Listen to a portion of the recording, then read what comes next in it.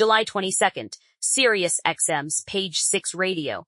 Mathew Knowles says one sentence that changes the entire conversation around Destiny's Child. We have a number of remixes that have never been released, and we'll be putting those out soon. Then he attaches a number to it. 10 to 15 tracks, according to what he separately told TMZ the next day. Not new recordings. Remixes and unreleased material recorded years ago, sitting untouched since before most of it was ever mixed for public release. Dance versions of some songs, what Knowles called regular urban mixes of others. Then the detail that made this a completely different story. A host on Page 6 Radio asked which guest artists were involved. Knowles started answering, said Missy Elliott, then stopped himself mid-sentence. He didn't finish the thought. He didn't need to. An unreleased Destiny's Child and Missy Elliott collaboration, sitting in a vault for over 20 years, is now a documented thing that exists, confirmed by the person who managed the group at the time it was recorded. Destiny Fulfilled came out in November 2004. That's the last studio album this group put out under its own name. It followed a 2-year hiatus that began in 2002, during which all 3 members pursued solo projects. Beyoncé released Dangerously in Love, Kelly Rowland released Simply Deep, and Michelle Williams released 2 gospel albums. Destiny Fulfilled sold roughly 6.25 million copies worldwide, according to sales tracking from Chartmasters, and its singles included Lose My Breath and Soldier, both of which later resurfaced in the group's live reunion sets. Every song fans have heard from Destiny's Child since then has been a live performance, a re-release, or a compilation. No new studio material in 22 years. Knowles tied the timing to the group's 30th anniversary, counting from 1990, when Beyoncé, Kelly Rowland, Latavia Robertson, and LaToya Luckett first started performing together in Houston, Texas, under the name Girls Time. That lineup signed to Columbia Records in 1996 and rebranded as Destiny's Child. Robertson and Luckett left the group in 2000 amid a well-documented management dispute. According to lawsuits Luckett and Robertson later filed, they learned they'd been replaced when the music video for Say My Name was released, showing Farrah Franklin and Michelle Williams lip-cinching vocals that Luckett and Robertson had originally recorded. Franklin exited within months of joining, leaving the trio of Beyoncé, Rowland, and Williams that fans know today. The lawsuits from Luckett and Robertson accused Knowles of breach of contract, defamation, libel, and fraud, and named Beyoncé, Rowland, Knowles, and Sony Music as defendants. The case was settled out of court on July 24, 2002, with terms never disclosed. Knowles said, the anniversary release includes previously unseen video as well as audio. He did not confirm whether this becomes a full album, a string of singles, or some other format entirely. As of this point, no label has issued a statement, no release date has been printed anywhere official, and no track list exists publicly. Here's what makes the claim carry weight instead of reading like a rumor. In 2008, he used that same access to put out a compilation called Mathew Knowles and Music World Present Fall 1, Love Destiny, released in Japan to mark the group's 10th anniversary, built specifically around previously unreleased tracks. That release happened. It's documented, it's on record, and it followed the exact same formula being described now. Milestone anniversary, vault material, limited advance notice. That 2008 compilation ran just over 70 minutes, pulled from material recorded between 1998 and 2008, and credited a long list of producers who'd worked with the group across their career, including Rich Harrison, the Neptunes, Stargate, Swizz Beatz, and Beyoncé herself. It stayed a Japan-only release and never got a wide international rollout, which is one reason most casual fans have never heard of it, despite it existing for close to 2 decades. According to Knowles, all 3 members are on board with this release. Beyoncé, Kelly, Rowland, and Michelle Williams, not just aware of it happening in the background, actively part of it. That detail matters more than it might initially seem, because Getting three artists at this level of individual success to align on a joint release requires actual coordination between teams, not just a manager announcing something on their own. The catalog this vault material comes from isn't a small one. Destiny's Child has sold more than 60 million records worldwide across their career, according to figures cited by the World Music Awards, which named them the best-selling female group of all time in 2005. Their 4 studio albums plus 1 holiday release combined for roughly 33 million in album sales alone, per tracking from Chartmasters. Their 1999 album, The Writings on the Wall, is their single best-selling release at over 10.7 million copies worldwide and remains one of the best-selling R&B albums ever recorded. Survivor, released in 2001, entered the Billboard 200 at number 1, moving more than 663,000 copies in its first week in the US and 6 million copies worldwide within months of release.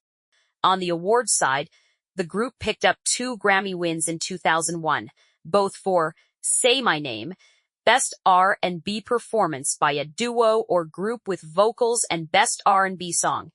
Out of a reported 14 nominations, the most Grammy nominations any girl group has received. Beyond the Grammys, they collected wins across 8 American Music Awards, 6 Soul Train Awards, and 5 Albee Awards, among others, with total award counts across ceremonies estimated between 28 and 120 wins, depending on which database is compiling the tally. Billboard ranked them the 9th most successful artist or band of the 2000s and placed them 68th on its all-time Hot 100 Artists list in 2008. The Missy Elliott name attached to this vault material isn't a minor detail either.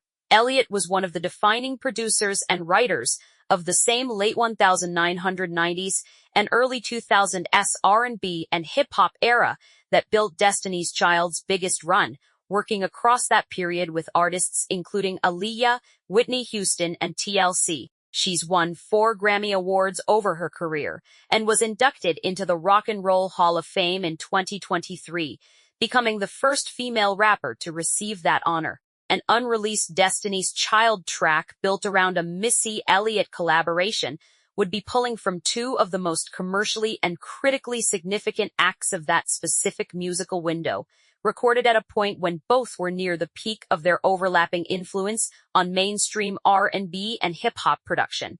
None of this exists in a vacuum. 20 years without new music hasn't meant 20 years without Destiny's Child on stage together. February 3, 2013.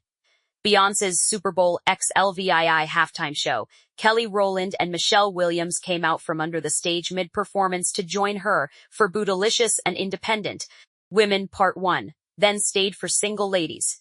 June 2014. Michelle Williams released her single Say Yes, and Beyoncé and Kelly appeared in the music video and on the track itself. 2015. All 3 shared a stage at the Stellar Gospel Music Awards. April 14, 2018. Beyoncé's Coachella headlining set, now widely referred to as Baychella. She brought Rowland and Williams out to perform Lose My Breath, Say My Name, and Soldier in front of a festival crowd, marking Beyoncé's first Coachella performance after canceling the previous year due to her pregnancy. November 2023. All 5 members who have ever been part of the group, including Robertson and Luckett, appeared together at the premiere of Beyoncé's Renaissance concert film.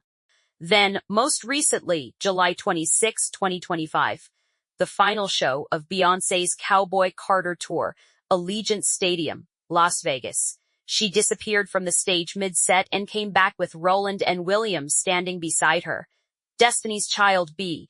She shouted to the crowd before Independent Women started playing. The trio moved through Lose My Breath, a song they hadn't performed together since Coachella in 2018, into Beyoncé's own 2022 track Energy, then closed with Bootylicious, a song they hadn't performed live together since that Super Bowl stage back in February 2013. It was their first performance together in 7 years. Every single one of those moments generated the exact same reaction: trending topics, viral clips, headlines calling it a full reunion. And every single time, it ended there. A performance, not a release. Michelle Williams addressed this pattern directly in a past interview with the LA Times, describing fans repeatedly asking when new music or a tour was coming, noting it had already been 14 years since the group had released an album together and people were still asking. That quote is now roughly a decade old itself, and the answer to that exact question is what's being tested by this 30-day window. The timing lands in the middle of an unusually active stretch for Beyoncé specifically, separate from anything to do with Destiny's Child directly. She released a new solo track, Morning Dew, Donk, on July 4th, 2026, tied to the 20th anniversary reissue of her 2006 album Bidet. She performed alongside Jay-Z during 2 of his 3 sold-out Yankee Stadium shows on July 10th and July 12th. She was present at the 2026 World Cup final at MetLife Stadium. And there's an ongoing expectation around a project referred to as Act 3, positioned as the closing chapter of a trilogy that started with Renaissance in 2022 and continued with Cowboy Carter in 2024. None of that is officially connected to the Destiny's Child announcement. All of it is happening in the same window of time. The commercial scale attached to this catalog is worth putting in exact numbers because it explains why a single radio interview turned into coverage across TMZ, Billboard, Rolling Stone, The Hollywood Reporter, E! News, and multiple other outlets within 48 hours. Destiny's Child placed 10 top 10 singles on the Billboard Hot 100. 4 of those hit number 1. Independent Women Part 1 and Bootylicious. Independent Women Part 1 alone spent 11 weeks at number 1. Say My Name held the top spot for 3 weeks. On the Billboard 200 album chart, they landed 4 top 10 albums, 2 of which, Survivor and Hash Ones, reached number 1. That chart history is exactly why unreleased material from this specific catalog carries different weight than a random reissue from a smaller act. This isn't a group trying to stay relevant. This is a catalog that already proved its commercial ceiling 2 decades ago, with a documented 60 million record global footprint and a Grammy nomination count no other girl group has matched, and the question now is whether a batch of shelved remixes and one unheard Missy Elliott collaboration can generate a comparable moment in 2026. There's a longer financial history behind Knowles and this catalog that's worth putting on the table, because it explains why some outlets are treating this announcement with caution instead of pure celebration. Knowles managed Beyoncé's career until March 2011, when she officially parted ways with him as her manager. Around that time, legal filings from Knowles claimed that executives at Live Nation had told Beyoncé he'd taken money from her that he wasn't entitled to, allegations Knowles denied. Separately, original Destiny's Child members LaToya Luckett and Latavia Roberson filed lawsuits against Knowles in the early 2000s accusing